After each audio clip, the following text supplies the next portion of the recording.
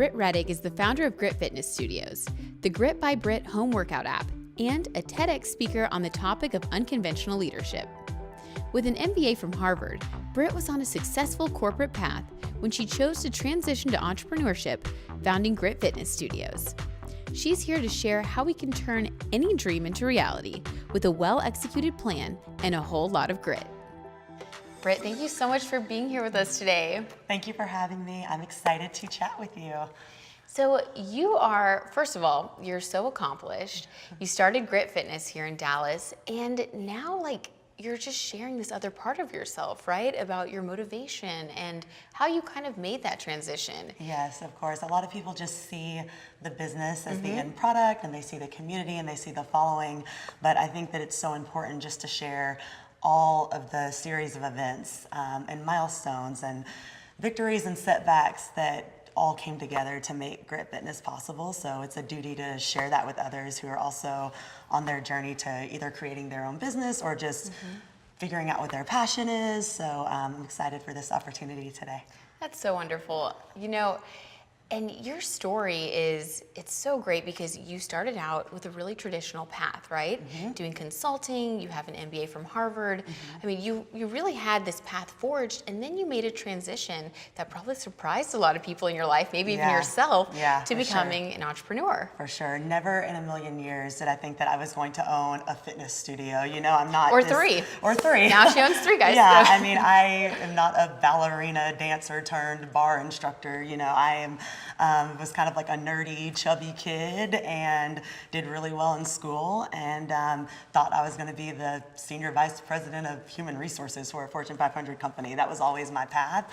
And then, you know, through my corporate career and all the years I spent, you know, working in corporate America, I worked for Texas Instruments, Deloitte, IBM, all those years, I really just discovered a passion for fitness and for wellness and decided one day to kind of take the leap of faith and pursue that and try to make it my livelihood. So it kind of came to me, I like to say. Yeah. So tell me about that moment of transition. I'm sure there were a few moments, and I really want you to share that with us. Like, how did you know you were ready? What sparked that desire to be like, okay, now I'm going to make this change? Right. So, you know, I always hear these sexy entrepreneurial stories about one day I woke up and I said, I'm done with this, and I just took the leap. They're like everywhere now. Everywhere. You almost feel inadequate if you're not doing that. Yes. Yeah. And I mean, sad to say that was not the case for me. But, you know, I think that the journey to entrepreneurship is just that, a journey. I had the idea to start my own business 3.5 years before I ever did. And I was very methodical and strategic about how I was going to make the transition. So I discovered this passion for fitness and wellness in 2012, and I started a blog called Grit by Brit.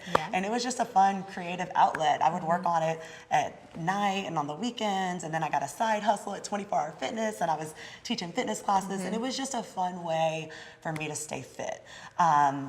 I thought that it would be really cool to do that for a living, but it just didn't seem realistic at the time. And so I started putting an action plan together. I started saving money. I started asking myself, you know, who would be my target customer and what is a problem that she has and how am I going to solve it in a way that's unique?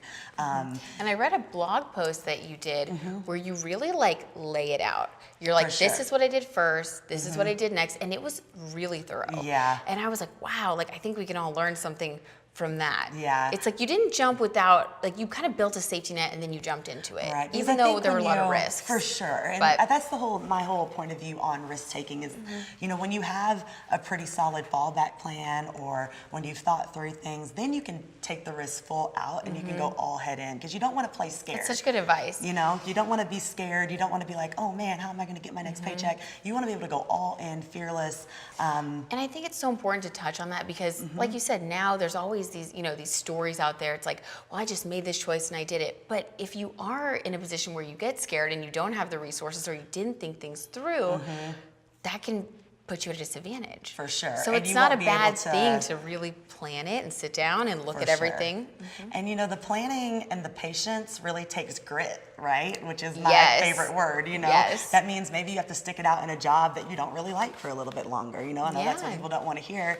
But the that's reality the is that might reality. be the best way to do it. For sure, for sure. So that was definitely the case for me. It was actually 3.5 years of doing the side hustle, fitness, blogging, events on the side, working full-time in management consulting. And then finally, when I got to a point where I'd saved enough money, I kind of gave myself a date and said, okay, by the end of this season, you got to just quit and go for it. So. Because you're big on deadlines, right? Yes, I love deadlines. Tell us about deadlines. We want to I know. love How do we set deadlines. deadlines for ourselves? So first of all, I think you just have to be very clear on what you want. Okay. You know, and I think that's a really hard question to answer. It can be a really lot of hard. people know what they don't want, but they don't know what they really want. You know, what's your ultimate desire? What do you really want? So How do you figure that out? how much time do you have? Give us the basics. The basics. And then we'll go to your blog for more. So I think there's kind of 3 questions you can ask yourself to help yourself figure out what do you want or what am I passionate about, all Okay. right? So I think number 1 is just what energizes me. And by energizes me, I mean, what is something that you would work on for hours for free? You know, no one would have to pay you. Yep. And when you're willing to really work hard on something, there's this awesome cycle of events that happens because you start to get really good at it. When you're good at something, you start to have some confidence. When you're confident about something, you have some swagger. When you're swagger, people are attracted to you. When people are attracted to you, you can sell. So it's this whole It all thing. works and together. it works together, Ooh, right? that's a good way to put it. Energy is super important. I think the second thing is, you know, I think all of us are called to serve others in some Totally. way. So it's like, how do you want to contribute? How do you want to give back? How do you want to serve? And in what capacity? So I think that's a good question that you can ask yourself. And then the third is, who do you want to be surrounded by? Because the reality is, how much you enjoy your day is really dependent on who you have to work with. Right, and that's what makes up your life in the For day-to-day, in the moment. For sure. Okay, so once you know what you're passionate at, once you know what you're doing, you're kind of like creating this good energy around you, how do you set those deadlines? Like, how do you personally think through it? So for me, I like to be kind of tactical, but then I like to have just the knee-jerk gut kind of You leave room for impulse. Like, spontaneity. I leave some room for spontaneity. So I think there's just some key milestones of, do I have a plan? Do I have enough money? And am I like emotionally stable and confident right now? Okay. Because I don't think you should make any decision out of fear. That's a big one.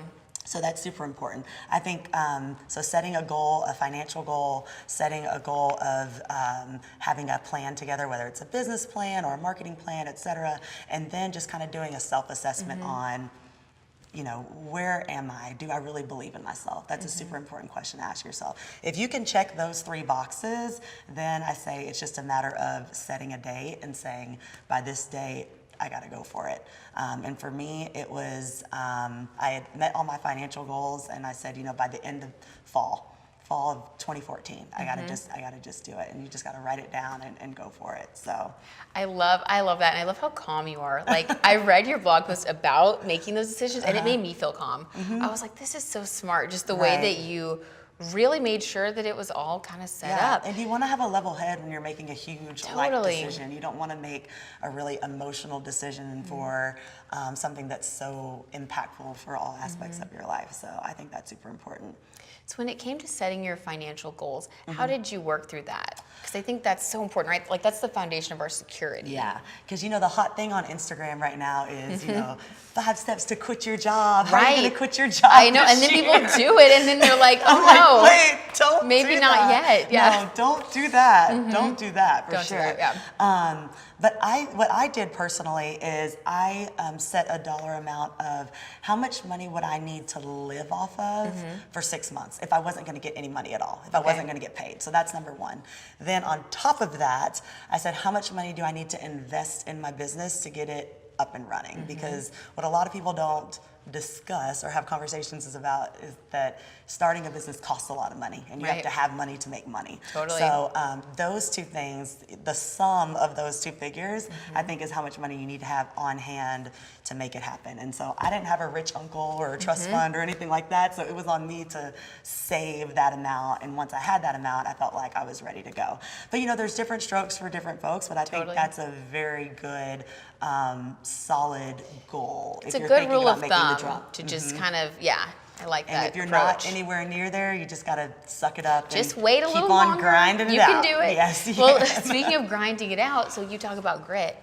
How do you personally experience that in your life? How do you stick to things? What's your mindset? So I think that I learned at a very young age that, as long as I was willing to persevere the longest, I was always going to succeed. It wasn't necessarily about being the most talented, having the most money, being the most well-connected, but as long as I could stick things out longer than everyone else, and they were all going to quit, and I would be the last one standing. Yep. Right? So I learned that at a young age, and I think that stuck with me. It was mostly through playing sports, playing basketball in college, and things like that. So now I'm actually kind of working on the flip side of, yes, grinding it out is important, but self-care is also really important. Yes. And so having a balance of those two is something I kind of work on now, is grinding to a certain extent, and then also taking some time off to rest and rejuvenate. That's so important. Yeah. So how do you do that, like in your daily life?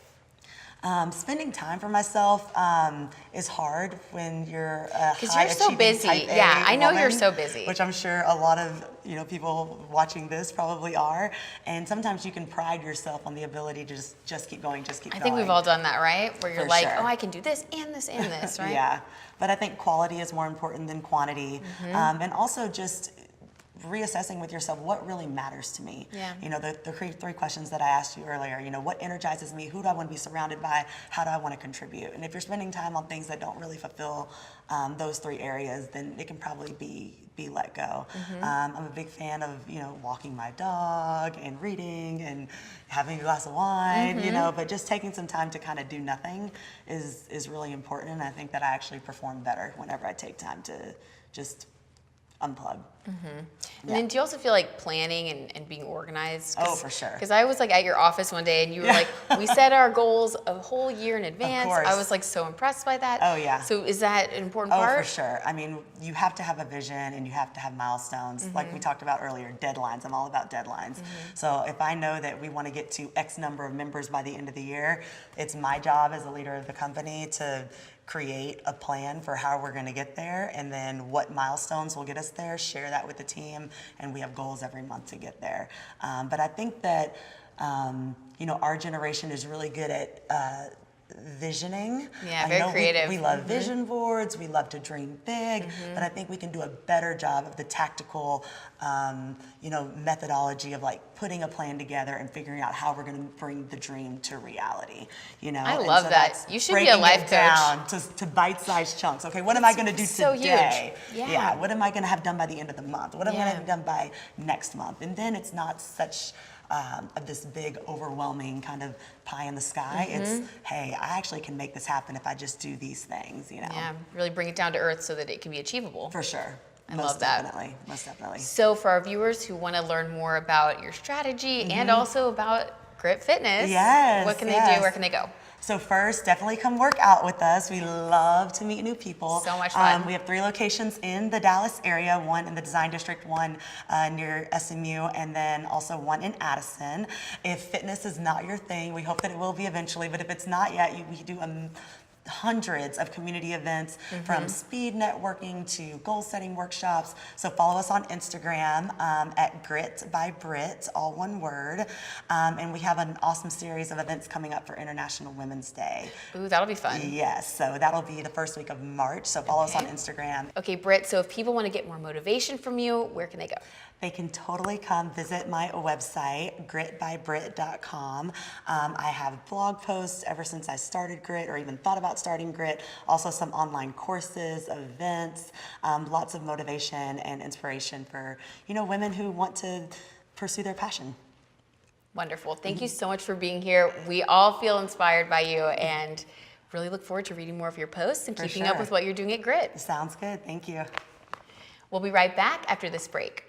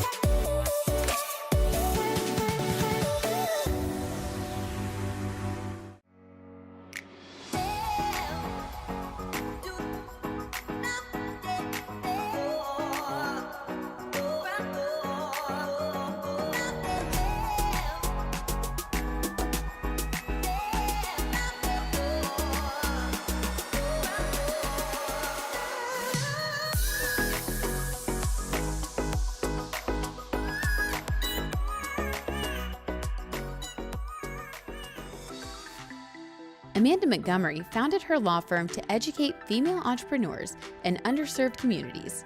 Today, she's giving us the tools we need to feel confident when reviewing and negotiating contracts. Okay, guys, so we've been talking about putting your visions into practical steps to really make things happen. And Amanda Montgomery is an amazing lawyer. She's here to teach us some tips and things that we need to know about contracts. Hi, I'm so happy to be here. Thank you for having me. I am so glad you're here. So Amanda and I have kind of a little funny history. I actually met her because I was having a contract issue that I didn't know what to do, and a friend of mine introduced us. And you've been so helpful. And you just needed a nudge. You had really good instincts, and I'm so glad we talked because it sounds like, you went in the right direction just after just a brief conversation with me. With your help. I needed you. But that's the thing, right? You and I have been talking about that so much, and that's why we wanted you on the show, because you can have great instincts, but if you don't really know certain things about the law, you're at a huge disadvantage, right? Yeah, I think so. And I think a lot of people, women especially, are more underserved. I think that, the way networks work, as far as men that have networks, they're a little bit more formal. They have accountants, they have lawyers, they have a lot of friends that they golf with, and women don't seem to have the same kind of networks. Ours are a little more informal, like we have a girlfriend or we have someone else, and so, I don't know, I kind of want to change that a little bit. That's kind of my hope with my own law firm. I love that. And you recently founded your own law firm. Tell us about that, and what made you really want to make that leap? My mentor was retiring, and he really gave me the boost and said, you're a 10-year lawyer, you can do this. And so I was very, very lucky to have a mentor to give me that push, to make me take that leap. Not everybody has that, so I'm grateful for it. True. Yeah. And so you're joining the entrepreneurial ranks and then helping other female entrepreneurs set up their contracts properly and just kind of think through things in a way that really helps us get set up for success, right? Yeah, basically. You summed it up perfectly. Well, I only know because you honestly taught me so much in such a short time. So let's get down to it a little bit. Yes. This might not seem like the most exciting topic, but it is once you feel empowered with the knowledge, right? Yes. So what do you do when you first get a contract? Okay, so I kind of think of 4 things, and I kind of want to go over them with you right now. But first up, really, this is so silly to think of, but a lot of people don't question it. Make sure you have a version that you can edit. Make sure it's not read-only. Make sure it's not locked. Ensure that this is a document that you can actually work with. Lawyer style is, I'm going to track changes, I'm going to make comments, I'm going to do everything, send it back to them. A lot of people, receive a document and think, I'm going to have to print this out. They'll never see my comments. I guess I'll just sign it, Make sure it's in a version that you can actually make your changes into in a very professional way. So is that something that you should request Yes. right away? And what's the Yes. verbiage to use for that? Just say, can I have a version I can edit? Okay. And they really shouldn't question it. Cool.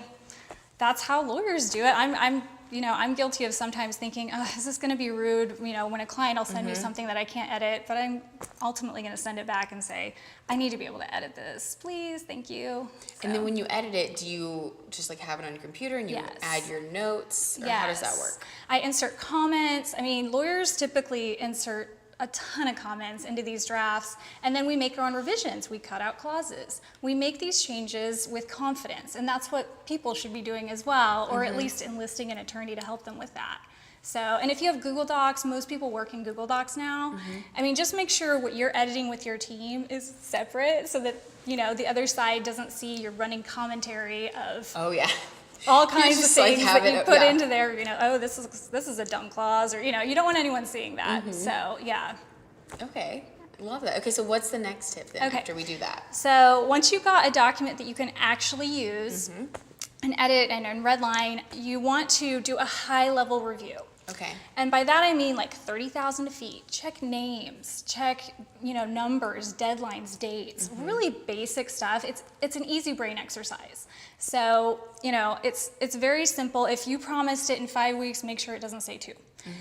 A lot of times these mistakes happen and it's not purposeful. It's really just the lawyer didn't get the message on the other side, or someone just was in a hurry and copied and pasted something that was wrong. So, or when you're looking over something, we don't always think to check all the little details. Yeah. But like it's so important. Or sometimes the company's name is wrong, like you're, put Inc. rather than LLC or something. I mean, you want that all to be correct so that you don't have problems later. So it's really simplistic. It's kind of an easy, getting in the shallow end as you're reading the contract. It's going to be intimidating, but just go through for 5 minutes, check basics. Okay. Yeah. So now we've checked the basics, we're editing. Yes. What do we do? Okay, so my next big tip is look for missing promises, like the key ones that have been made. And I kind of call this bait and switch. So, ooh, does this happen a lot? Yes, this is the basis of so many lawsuits I've been involved in. Oh my gosh. But I don't know, I'm sure you've been through this where you've had the best meeting ever with someone. This is the situation I went through. Yeah. And promises are made, you've got a great vibe, you're feeling really good. Yeah. Like, I've got this, we are gonna work together, we're gonna make magic. And then, maybe a week later, you get a contract in your email box and you think, I'm not seeing half of those promises. I'm seeing maybe 2 things that we've talked about, where's the rest?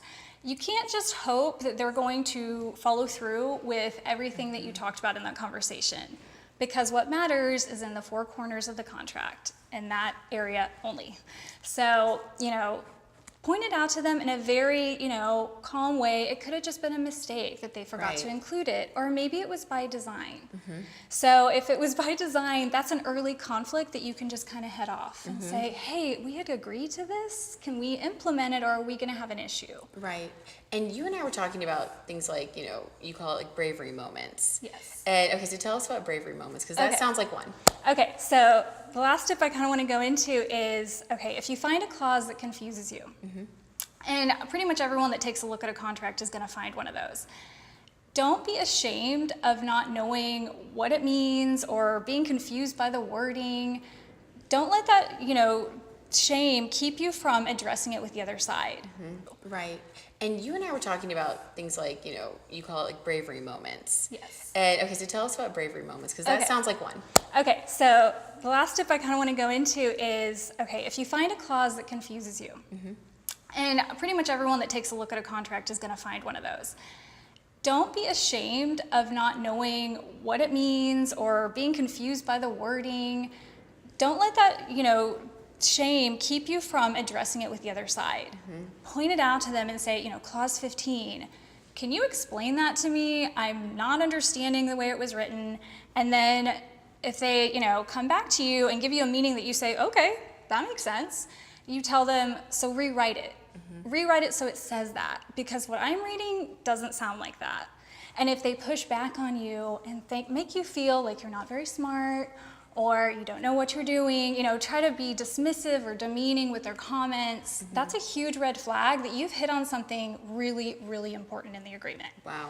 So realize, okay, I really need to step back. Maybe I need to call an attorney. Maybe I need to, do a little bit of research. Really try to read the signals when it comes to, an indemnity clause, other things like that aren't really instinctual, and they aren't things that people are super confident about when they read them. But that's risk exposure. I mean, those are really important clauses. So really make sure that you are, pushing that in a brave way. Lawyers make those changes in contracts every single day.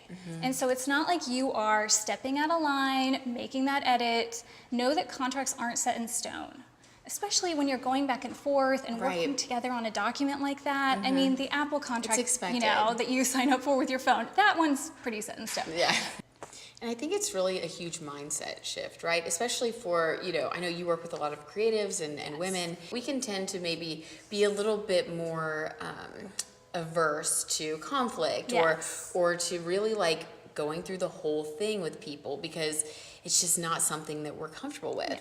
And what you've been really great with coaching me through, and some friends that I know that you work with, you're just so good at like really being kind and really encouraging and pushing people forward to like have those bravery moments, have a different mindset, and know that like it's your right to be sure that you're protecting your assets and be sure that everything's thorough. It's not personal. It feels very personal, but going through terms like this, it is just business.